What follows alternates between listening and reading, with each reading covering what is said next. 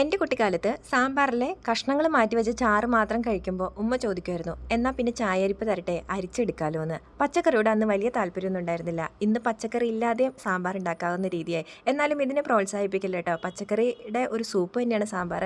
ഇനി ഒരു ഇഡ്ഡലിയിലേക്ക് കുറച്ച് വെളിച്ചെണ്ണ ഒഴിച്ച് കൊടുത്തിട്ടുണ്ട്. ഒരു കപ്പോളം ഉള്ളി, ആവശ്യത്തിന് പച്ചമുളക്, കറിവേപ്പില ഇട്ട് നന്നായിട്ടൊന്ന് വഴറ്റിയെടുത്തു. അതിനുശേഷം അതിലേക്ക് ഒരു തക്കാളി ചേർത്ത് കൊടുത്ത് നന്നായിട്ടൊന്ന് വഴറ്റിയെടുക്കാം കേട്ടോ. എന്നിട്ട് നമുക്കിതൊന്ന് അടച്ച് വെച്ച് വേവിച്ച് കൊടുക്കാം. അതിലേക്ക് 1.5 ടീസ്പൂൺ മല്ലിപ്പൊടി, 1 ടീസ്പൂൺ മുളക് പൊടി, 1/4 ടീസ്പൂണോളം മഞ്ഞൾപ്പൊടി, ഇനി ഇതിലേക്ക് 1 ടീസ്പൂണോളം സാമ്പാർ പൊടിയും കൂടെ ചേർത്ത് നന്നായിട്ടൊന്ന് ഇളക്കി കൊടുക്കാം. ഒരു 3 മിനിറ്റിന് ശേഷം അതിലേക്ക് 1 കപ്പോളം പുളിവെള്ളം ചേർത്ത് കൊടുക്കാം. എത്രയാണ് പുളി ആവശ്യമായിട്ടുള്ളത് അത്രയും വെള്ളം ചേർത്ത് കൊടുക്കാം. 1 കപ്പ് പരിപ്പ് വേവിച്ചെടുത്തിട്ടുണ്ട്. പരിപ്പ് ഇച്ചിരി ഒന്ന് വെന്ത് പോയിട്ടുണ്ട് കേട്ടോ. തൊണ്ട ഇടയ്ക്ക് ഒന്ന് അടഞ്ഞ് പണി തരുന്നുണ്ട്.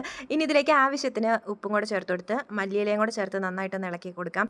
തീ ഓഫ് ചെയ്ത് കടുകൊക്കെ ഒന്ന് താളിച്ച് കൊടുക്കുക. അതിന് മുകളിലേക്ക് കുറച്ച് കായപ്പൊടി ചേർത്തിട്ടുണ്ട്, നല്ല മണം കിട്ടാനായിട്ട്. അങ്ങനെ നമ്മുടെ ഉള്ളി സാമ്പാർ റെഡി ആയിട്ടുണ്ട്. ഒന്ന് ട്രൈ ചെയ്ത് നോക്കുക. അടുത്ത വിശേഷങ്ങളായിട്ടാണ്. Thank you.